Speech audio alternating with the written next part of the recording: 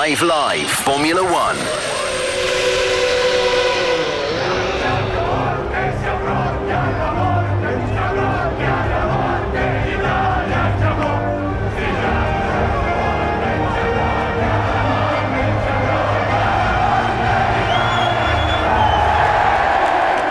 Magical moments at Monza as Charles Leclerc is a winner in Italy. Fantastic scenes. He leads the field home ahead of Oscar Piastri and Lando Norris. Controversial at times, much to talk about. This is the Checkered Flag podcast. Harry Benjamin, F1 commentator, that was fun. Magnifico from Charles Leclerc and Ferrari with an audacious one-stop strategy and showcasing that they can bounce back. Ferrari have been on a bit of a rough form of late. Charles Leclerc has been overdriving that Ferrari over the last few races, somehow getting it onto the podium in Zandvoort. And today it was just a masterclass from him and Ferrari. And unfortunately for McLaren, I think they've got no one but themselves to blame for not converting a front row lockout into a 1-2 finish in the race.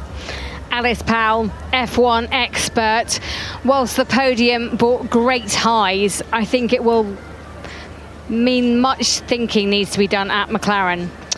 Yeah, I mean, Lando Norris looked dejected in the driver's room, and so did Oscar Piastri. He actually stormed into Parc Ferme, and where they park in front of the signs, he totally knocked the P2 sign flying, and he also ran over the scrutineer in the process as well. So yeah, certainly agree with you there, Jenny. They almost, you could say, threw it away. They feel that they didn't have the tyres to match, struggling with the front tyre degradation, but they had a driver in a good position, which was Oscar, and then Lando had already pitted. You know, hindsight is a wonderful thing.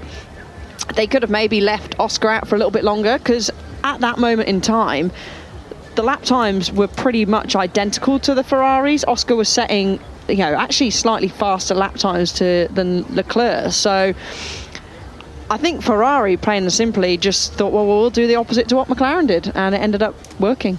Absolute scenes at Monza.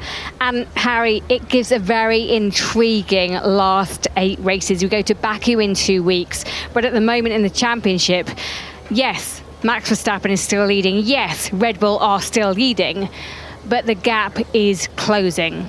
62 points in the drivers, 8 points in the constructors.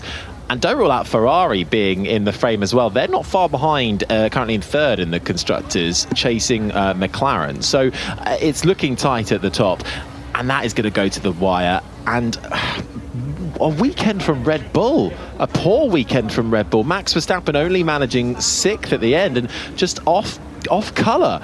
And that, crucially, despite Norris not being able to get 26 points for a win and fastest lap, still able to take crucial points off Verstappen, and with help of other teams also scoring, taking away the bigger points from Max. And we've got Singapore that's coming up. Okay, we've got Baku first. And remember how awful Red Bull were. Track, really, yeah, isn't it? At Singapore. And McLaren did a pretty decent job there last year in the fight with the win with Sainz. So yeah, it's not looking great for Red Bull. And you know, you can say, well, hang on a second, they're still leading the constructors, they're still leading the drivers' championship, but they really struggled this weekend. You know, Max was hugely frustrated in pretty much every session he's been in so far over the weekend. Also, say so far, the weekend is finished, but he was really disappointed. And they've got, some work to do, because those two teams we've just mentioned are charging down, and certainly McLaren, because they had both drivers there at the front. Yeah, the gap for Ferrari to catch Red Bull is now 39 points, so it is intriguing, and that's mouth-watering for F1 fans, for the neutral to just see this season go down to the wire would be fantastic. And it's not that you don't want someone to win, it's just that you want a great battle. And today, Harry, I think we got a great battle. Last time out, Zandvoort said it was a little bit boring. Did this live up to your expectations? Yes, and beyond, to be honest. Beyond my wildest dreams of an Italian Grand Prix. And I think if we focus just at the start, I mean, how fantastic to see Piastri fighting his teammate going into the second chicane, really risking it all round the outside. For us, it's great. We love it. However, for the team, I'm sorry, I don't think that's okay, because it ultimately cost Lando Norris not one, but 2 positions. That then fed into having to pit early to try and undercut Ferrari, and they were on the back foot. I think the way the championship is going at the moment, where we come into each race not quite knowing who's going to have the advantage and who's not, I think McLaren should have implemented some sort of team orders today, and they may live to regret that. Okay, we will talk about McLaren. We will hear from their 2 drivers. We will hear from Max Verstappen. But first of all, we have to talk Ferrari. Harry, how did they win this race? They were the fastest car and crossed the line first. Oh, come on. Give me more. Well, they I weren't want actually more. the fastest car. They weren't. No, they weren't. They won They this. did cross the line first. They did cross the line first. No, I mean, Charles Leclerc won this race by brilliance of driving and being able to eke out a set of hard tyres in that, well, for only one stop. He only stopped once, and that's essentially what won him the race. There was a little bit of back chat on the radio, wasn't there, Alice, when they responded to Lando Norris undercutting them, and perhaps Leclerc felt they could have just ran longer than they actually did initially. But in the end, ultimately, it was tyre management that did it for Leclerc, not putting a foot wrong and being able to punish the McLaren's mistakes early doors. Yeah, I think that Oscar came, well, let's start. Oscar came, engineer came on the radio and said, do you think you could do a 1 stop? We think the Ferraris are going to. No. He flat out said, no, I don't think so. In that position, if they knew that Ferrari were thinking about going for a 1 stop, because they obviously did, because that's what he said to Oscar. And in some ways, I'm sort of surprised that they didn't go, okay, well, we boxed Lando. Let's keep Oscar out in front to see if he can almost back the McLaren, the Ferraris into Lando, because Lando, remember, I'm not sure what the gap was, but it was a decent sized gap.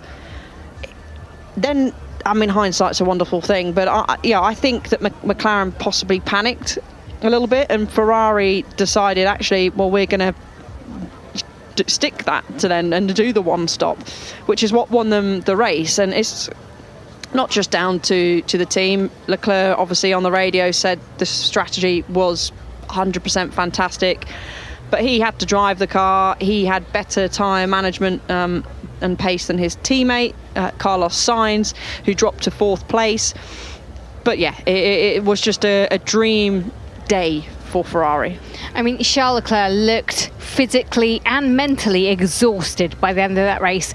Unusually for him, he was a little bit snippy on the radio, saying, just leave me. I mean, he didn't say verbatim, leave me alone, I know what I'm doing, but it was echoes of that. He's won here before in 2019. He won Monaco this year, his home race. How do you think this will rate in terms of only his 7th win in his career? Yeah, how mad is that? But when you look at the way Ferrari have been over the last few years, you understand why. I think this will be up there with one of his most special wins, actually. The emotion of winning around his home streets in Monaco was clear to see earlier this year. But to come here off the back of, look, it sounds weird to say because he got a podium in Zandvoort, but a rough patch of form for Ferrari, who introduced an upgrade in the early part of the European season, and effectively that was a downgrade. And ever since, they've been trying to get back to the being what the second fastest team they were at one point in the first 7 races, and they brought an upgrade this weekend, and that seems to have worked. And it was so tight in qualifying, any of the top 6 could have got pole, so that effectively meant any of them could have been within reach of the win today. It was always going to be an outside bet, winning from outside the front row. He also had George Russell, who could have brought something to the fray this weekend, but ultimately his race was ruined on lap 1. So with all of that, with the roar of the Tifosi in the grandstands, I just think this was another Charles Leclerc special win that will remain long into the history. But to be honest, I think any time a Ferrari wins in Italy, it's always going to be a special win, let's be honest. Tell you what, let's hear from him. Our winner, it is Charles Leclerc. Yeah, dreams do repeat themselves as well, I should say, because it was a dream in 2019 and in 2019, and it was a dream in 2024, and yeah, it's been again a very special moment. It's a very special week. It's a very tiring week in every good way is possible, but a very tiring one with a lot of attention, a lot of things to do, and but yeah, to finish it like this with a win is just incredibly special, and I'm so incredibly happy today. So it's great. It's a long season still, and it doesn't end here. And we've got to bounce back, just like we did now in Baku. But we've also got to enjoy the moment, and it's a very special one. How did you manage to make those tyres last? I think early on it felt like maybe you shouldn't have pitted so early when they undercut you, and then you've made them work. And just talk me through those emotions as well, try to keep hold of them. Yeah, lots of emotions. I mean, we stopped quite early, but still too late, because Lando actually undercut us, and there I was, okay, maybe the race is going away from us, and also Oscar had a good pace. But I didn't demotivate myself. I kept pushing and tried to keep those tires just to have most freedom on the 1 or 2 stops. We wanted to make the one stop work at the beginning. Then we saw Red Bull struggling with the hard, and we were like, maybe the 2 stops is better. So that's why we stopped early, and then there was a long way to go. But then once the two McLaren stopped, I found a lot more grip, not having the dirt here of Oscar in front, and the pace came back to us. So from that moment onward, I was like, why not try it? And the team obviously said it as well. So we were both aligned, and it's great. Today the team has done an exceptional job. So our race winner, Charles Leclerc, speaking to Lawrence Barretto. Unsurprisingly, he's very happy. I mean, he had to work hard. Incidentally, it's the 5th anniversary of his first ever race win in Belgium. And in the 1st of September is obviously going to be a very special day for him going forward. He'll wake up with a bit of a headache, won't he, tomorrow? Potentially. You know, he will. The party Will have a party. Is going to be epic. Yeah, he'll likely, I'm guessing, will fly back to Monaco. Maybe he will take a little trip to the team's factory if they're going to have a little bit of a party there. They'll put another flag out, won't they? Isn't that what they do at Maranello to celebrate their race victories? They put a flag out and they ring the bells. It's very special. Oh, well, yeah, it's good. Good for Ferrari. Just don't ring the bells too near his head, I would suggest. So Ferrari managed to turn it around and somehow get a race win. Harry, how important do you think those upgrades have been? Because we didn't think they were in with a chance of winning this weekend, but actually as those upgrades unveiled themselves to us, you could just get the sense, couldn't you, that they kicked on. Yeah, I mean, clearly they've made a marked improvement this weekend, and that is crucial timing for them coming into what is the closing stages now of the season, with just 8 races left to go, and a couple of, as Alice identified, particularly weak circuits for the likes of Red Bull approaching. The main crux of the issue for Ferrari was that with an upgrade earlier on in the year, they kind of reintroduced this bouncing, that porpoising back into the car. They've been trying to iron that out and fixing those aero issues. And on the face of it, well, it seems like they may well have just about done that. Although I do think so much depended on the tyres this weekend as well, though, because of that incredibly the all-new resurfaced track and the high temperatures we experienced there. The track temperature of over 50 degrees, Alice. I mean, how much of a pounding does that take on the tyres? And then you see how different drivers react to that, because Leclerc was able to do a one stop but manage his pace fairly well. His teammate Sainz did also do a one stop but couldn't challenge for the win. I mean, we've raced in high temperatures already this year. Budapest was high, Miami was high temperatures. I think what might have caught some teams out is this new track surface. It was very dusty, it was rubbering, it was evolving all weekend. And of course, with the asphalt, that can make a difference with I'm not sure what type it was that was laid, but you know, they had no data from running there unless they've gone there with previous years' cars, which I know some people can do that and some teams do that. So it was difficult weekend, really for Red Bull. Max Verstappen wasn't happy. He didn't have a great pit stop either. I think there was 2 pretty slow pit stops from from Red Bull by Red Bull standards anyway. So yeah, it's not plain sailing for them at the moment. They're still leading both championships, but the other two teams we've been talking about are quickly catching. I think McLaren is the main one. You're listening to the Checkered Flag podcast with myself, Jenny Gow, Alice Powell and Harry Benjamin. And Harry, was this McLaren's? Should they have won it? They were favourites going into this. They started on pole with Lando Norris, Piastri alongside him. I mean, this should have been a McLaren papaya orange day. I agree. I do think McLaren should have won the Italian Grand Prix. I think there were a few factors that went against them. Obviously, the start with the two drivers fighting into the second chicane. While, okay, yes, it's great to have your drivers free to race, it makes it amazing for us to watch and describe the coverage. And a brilliant battle to see Piastri not afraid to go up against his more experienced teammate.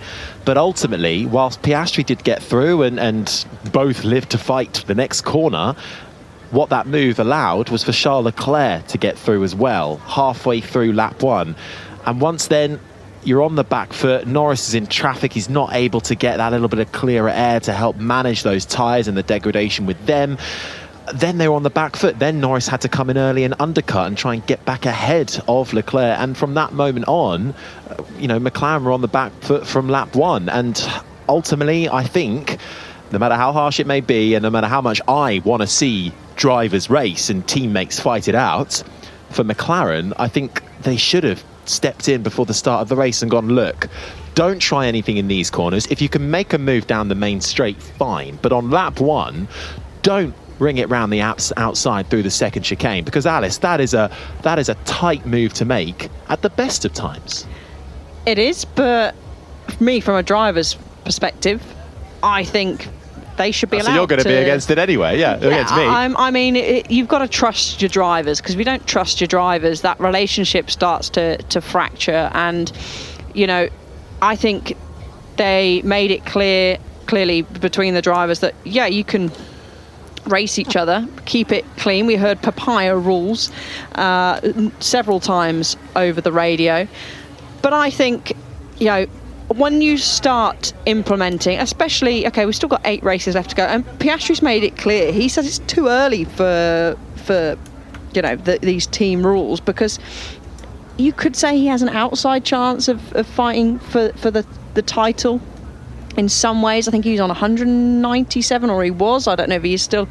What points has he got, Jenny? If you're having a look through, but he's roughly there. He's 197 points, which is a long way from the lead of 303. I have worked it out, but I can't find it. It's 107 points, I think, is the difference. Yeah, but he's still, he's then even closer to Lando Norris. So, yeah, I think that I am with them not implementing these rules at the moment, because I think they've got two highly competitive drivers. If the pace was a big difference between them, like we saw at times between Hamilton and Bottas, I get it, but I think he was just over a tenth off his teammate in qualifying, and that's nothing. So I think it's you're treading on thin ice when you start to, at this stage, to implement these kind of team rules. I'm not saying team orders do not race each other. I'm just saying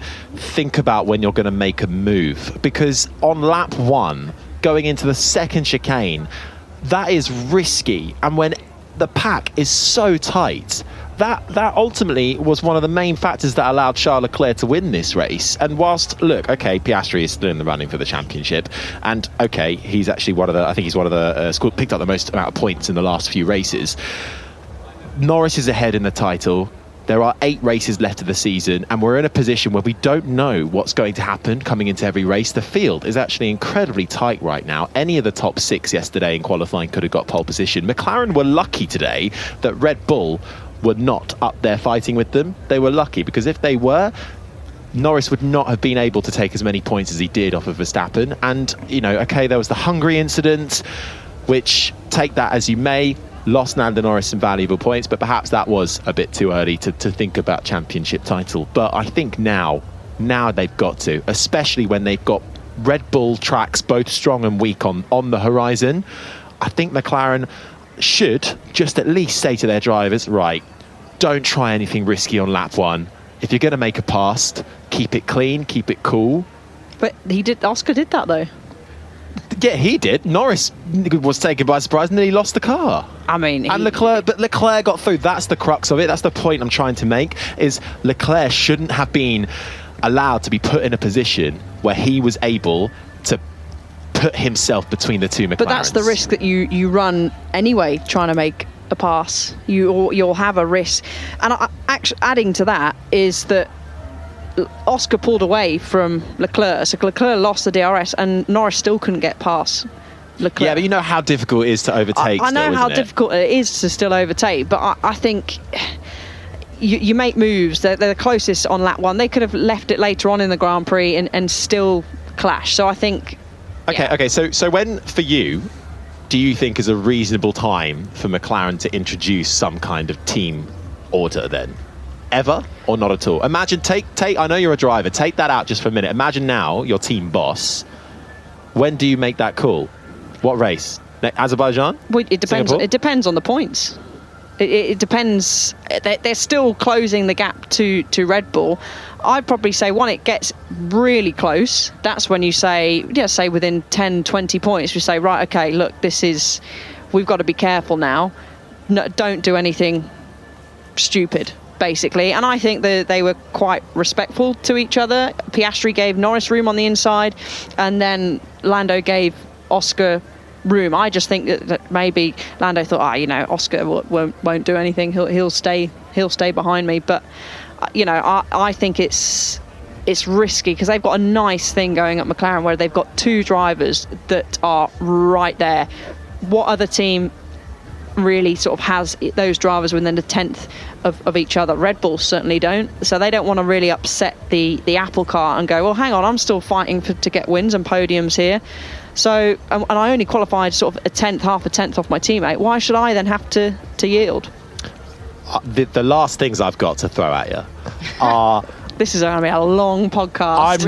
I'm not a team boss, so I will never ever claim to have any kind of authority over what they do. However, Andrea Stella always says that both cars must see the checkered flag no matter what. Yes, they did that today, but it got hairy for a moment in that hairpin. Okay, that's the moment when the cars are so close to each other on lap 1 that a small mistake can lead to an incident and a car being out in the gravel or whatever, picking up damage. You saw how easy it was for George Russell to pick up damage off the back of, actually, I think, Piastri and the McLaren going into turn 1.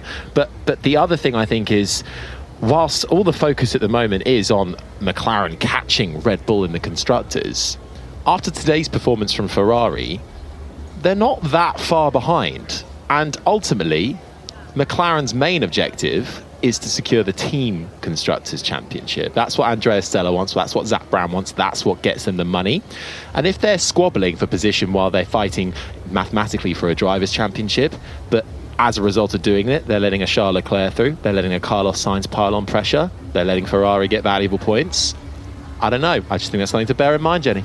Shall we hear from Piastri, second place man? Here he is. It's hard not to be very disappointed. Just hurts really. Drove a very good race. The two stops seemed like the best strategy at the time. The graining through the rest of the weekend was very tough, and as soon as we got it, it was very, very difficult to manage. I started getting graining on the first hard, and I felt like we would have enough pace difference on a new set of tyres to go and attack. Just a few laps too short.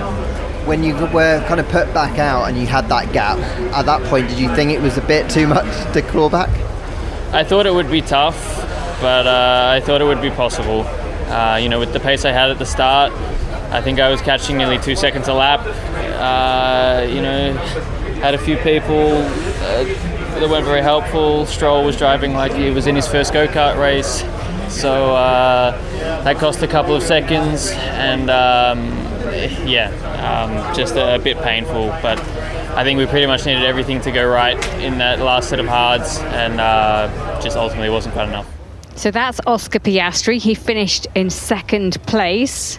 Let's hear from his teammate, shall we? Let's hear from the McLaren driver, Lando Norris, who finished P3. I think the pace is probably as expected. I don't think we expected to be quicker than anyone else necessarily today. Actually, to be honest, maybe Ferrari were a bit better than we were expecting for sure. But not in terms of pace, just in terms of tyre wear. They could just manage the tyres better than we could. So we knew that. I think we knew coming into the race we were going to struggle a bit with management of the front left. It's a bit of our weakness at the minute. And they seem to just do a very good job. So yeah, hats off to Charles. He drove a good race. I know you can convert pole into the win, but you've chipped more points out of Max's lead and a good point haul for the team as well. Can you take those positives, or is it too early to kind of think about that right now? Yeah, but I can't be happy with a third, can I, starting from pole? So yeah, pretty crappy day from my side. But I still drove the best I could, you know. Obviously, just didn't, some bits not good enough. So yeah, I mean, I'm trying to make up for just being not good enough in other parts of the racing, you know, trying to get fastest lap and stuff like that. 1 point's great, but being second or first is a lot easier to get points. So yeah, some things to clearly work on. So Lando Norris did manage to get the fastest lap point, but you can hear he's so disappointed. And for me, just wading on your conversation, whilst I understand that they don't want to upset the apple cart, they've just got to go away and look at how they operate as a team and how they want to operate as a team going forward, because they are so close. 8 points in the Constructors' Championship. It could have been closer if they had just sorted out first lap, hold your place and don't risk that, and then you're free to race. Because for me, I agree with Harry, they risked too much and they gave away too much. End podcast there. Done. But is that what? That's not what lost them the race. The two scrapping, was it? Well, they didn't scrap. I don't think there was one overriding factor that lost them the race. It was a combination of the pit stop, the tyre management, and the needless move from Piastri to allow Leclerc to also get through. No? No. I will undo everything I've just said by also saying... hang on a minute. Yeah. Hang on a minute. By also saying... Well, just off the back of hearing Piastri there, I think this is a really critical time in Oscar Piastri's career at the moment. Second season at McLaren. He's come in much younger. Naturally, of course, he's the number 2 driver because he's the less experienced. He's coming into Lando Norris's team. His manager is Mark Webber, who famously said not bad for a number 2 driver going up against Sebastian Vettel. Countless scrapes trying to get the best of Vettel at Red Bull and never quite managed to do it, and came off of it as a number 2 driver. Mightily good one. I wonder just how much Webber has imparted onto Piastri his knowledge, his experience, and sort of laying down the mark of Piastri to go, well, you need to start asserting yourself within this team. Yes, okay, while the BBC may well be talking that Lando Norris should be prioritised and getting the race wins over Piastri, actually, mate, it's Piastri who needs to step up and show that he cannot be pushed over, that he is the man that will come out on top and lead McLaren forward. I think if contact, yeah, I agree. If contact starts to happen, and I think just McLaren have a lot of faith and trust in their drivers. I really, really do think that is what it is. That they both understand how important it is for the constructors' title. 8 points. So I mentioned earlier in the podcast that if it gets to if it gets 28 points, it is that now. But I think they clearly trust them. If we're a little bit deeper into the race and they keep squabbling, they're losing a second, 2 seconds because they're fighting each other, then maybe say, okay, look, release the faster car. But this is lap 1. You know, if Oscar sat behind, he then might have got attacked by Charles Leclerc if he had to sort of box himself back. So I think on lap 1 it's so difficult to say, actually just sit behind your teammate, because it's we don't want to get Charles Leclerc in between you. But when the cars are so close together at the start, when tyres aren't up to temperature, brakes aren't up to temperature, I just think it's too risky to say just sit behind your teammate, because it's a bit like a kart race. When they're so close together, if you're not going forward and you're hanging back, you're going backwards. So I think that's what Oscar sort of did there today. And yeah, like I said, 10, 20 laps down the line, then you could maybe look at saying, right, okay guys, Leclerc's a second behind you, he's catching, Oscar's clearly faster, let him through. We are very different kinds of team bosses, and I like that. I like that we are so inclusive. Hashtag BBC F1. You can let us know what sort of team boss you would be. So it finished Leclerc, Piastri, Norris, then Sainz, Hamilton, Verstappen. P6.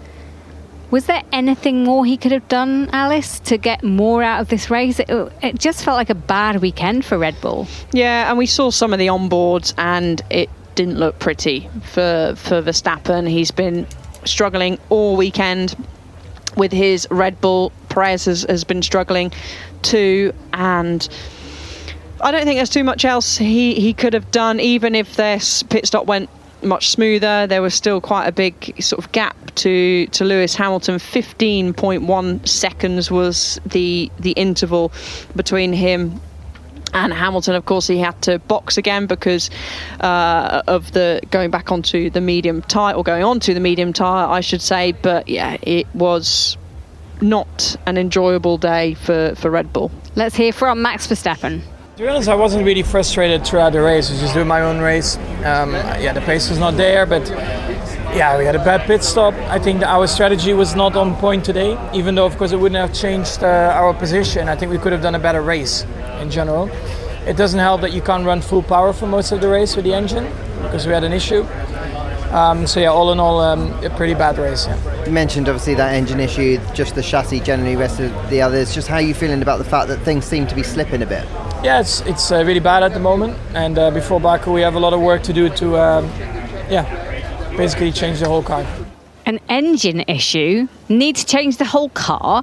This is the same driver that dominated at the start of the season, winning almost every race in the first 10. This time last year it was his 10th consecutive race win. It's how it's changed. And we've alluded so many times to why that might be. We can only theorise. We are not there at Red Bull. We do not actually know what's going on. They've given us some, but they haven't given us all of what's going on. And you have to read between the lines. But this weekend has just been a bad weekend. Do you think they will rally and be able to come back stronger in Baku, Alice? Come back stronger in Baku? That's only, a couple of weeks' time? That's not long at all. I think it'll be tough, but this is Red Bull we're talking about. They are the current world champions, and this is not where any team wants to be finishing, but particularly Red Bull, who have places to fight for, leading both championships. Constructors, so important. They do not want to be finishing down, certainly their lead driver down in 6th place and Perez in 8th place. Definitely going to be really upset and fuming, changing the whole car. They're definitely not going to be able to do that by the time they get to Baku. That's obviously Max sort of being Max, but yeah, they will definitely be working day and night to improve the car. 37 seconds behind Leclerc was Max Verstappen.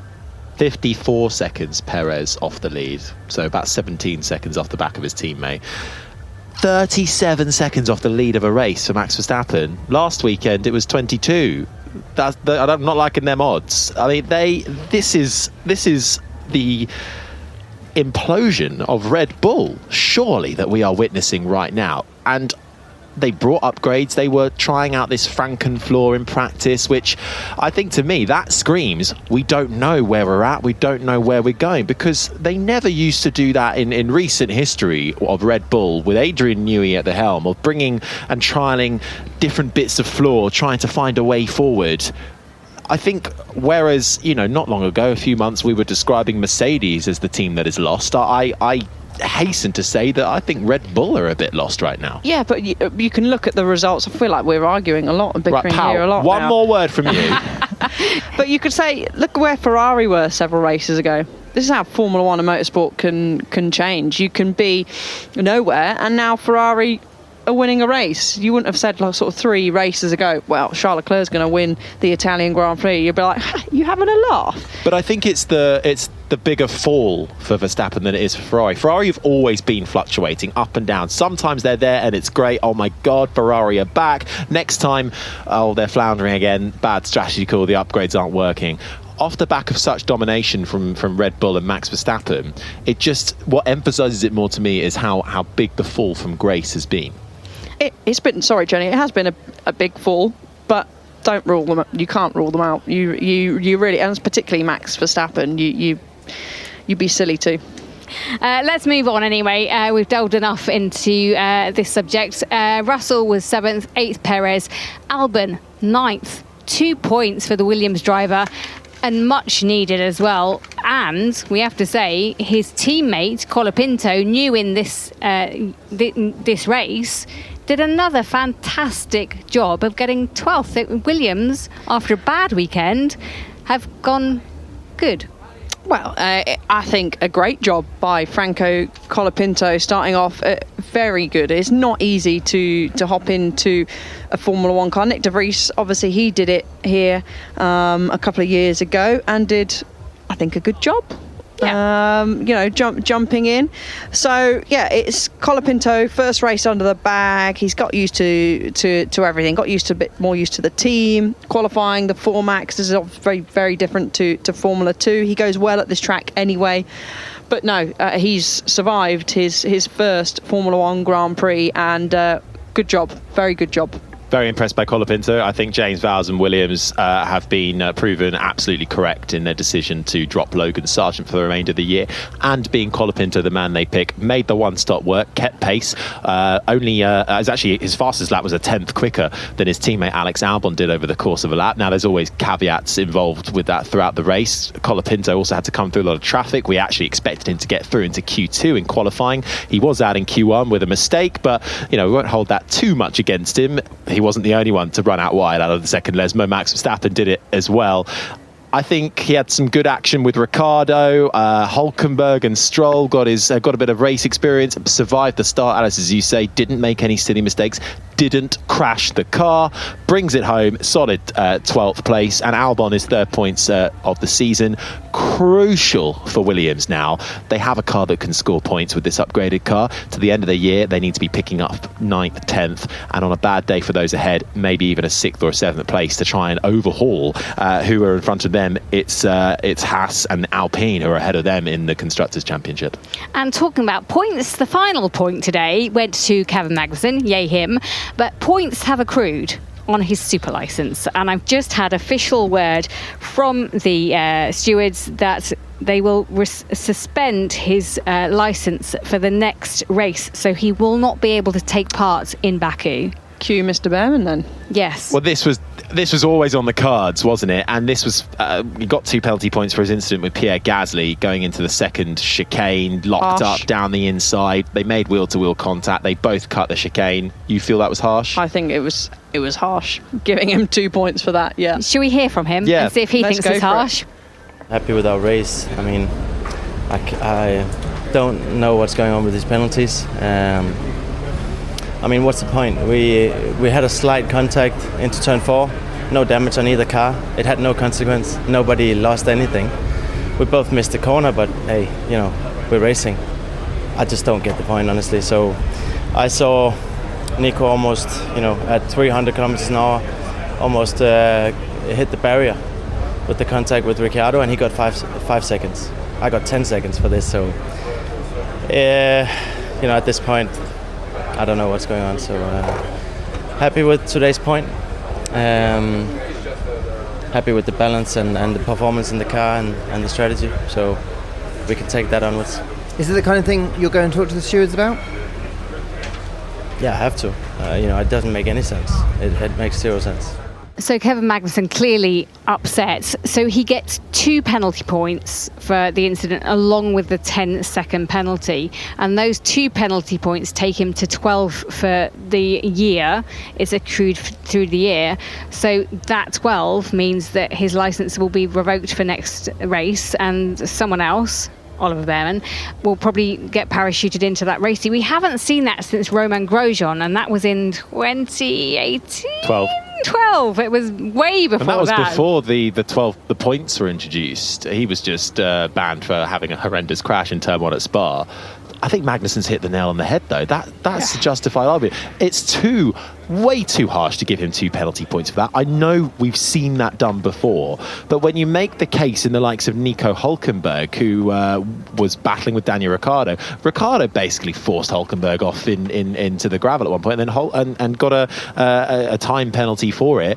I think a time penalty on its own would have been fine. Yeah. It didn't ruin anybody's racing. Hülkenberg received a 10-second penalty for an incident with Yuki Tsunoda. That felt more right, because ultimately Tsunoda was forced to retire the car and was out of the race. So that had a direct knock-on impact on the RB team.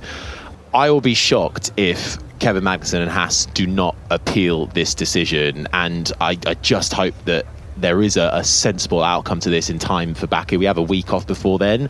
I don't think Magnussen deserves to be benched for Baku. Looking at the decision, it says the driving standard guidelines specify that an overtaken car has to be driven in a safe and controlled manner throughout the manoeuvre. The stewards determined that this was not the case for car 20 Magnussen, and hence the driver was wholly to blame for the collision, and hence the standard penalty and penalty points are allocated. Alice. Sorry. Okay. Sorry. But Hülkenberg going down the inside of Tsunoda. Yeah. He was out of control. No? Yeah, he was. Yeah. I mean, I always try and look at it from the other point of view. If that was going into, let's go Baku, why not? We're there next. And he barged into Gasly. Gasly would have then probably been fired into the wall. So they don't go by, this is a circuit that you've got runoff, so it's fine, we'll give a lesser penalty. They just go by the incident. Doesn't really matter where you are. So from that point of view, I get it. But at the same time, I think it's just too harsh. I just think 5-second penalty would have been enough, the maximum, really, not 10 seconds and then 2 points. So I agree with Max. I don't get it. Well, let's see what happens in Baku in 2 weeks' time. Driver of the day, Harry, who was yours? Charles Leclerc, outstanding performance, but I would like to give a special shout out to Colapinto as well. Franco Colapinto for his first F1 race. Good pace, kept it out of the wall, the gravel, and a hard race to come to. Such high temperatures. Bear in mind, F2 maximum race times really only about an hour, 45 minutes to an hour, and he's just done a whole Grand Prix, so well done to him. Yeah, Jen? Outstanding award goes to Colapinto, I think, but for me, driver of the day, Leclerc, hands down. He was epic today, magical at Monza. Let's see what we get next time out in Baku. It's arrivederci from us for now. We'll see you in 2 weeks' time. This has been an IMG production for BBC Radio 5 Live.